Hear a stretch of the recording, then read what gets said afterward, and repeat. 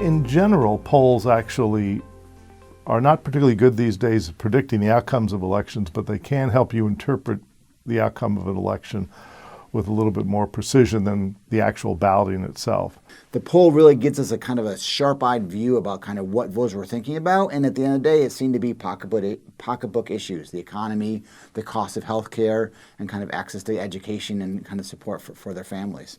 We asked for the first time right track, wrong track in the poll, and 50% of Tennesseans think the state's on the right track, 46% do not think we're on the right track.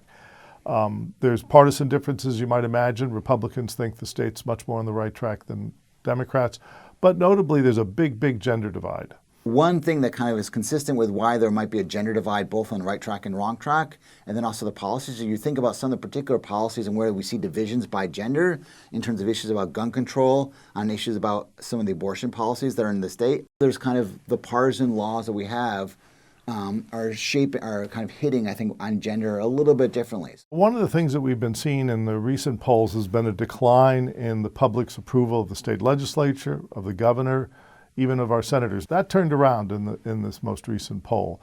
The state legislature is back up into above 50% approval. The governor reached 60% approval.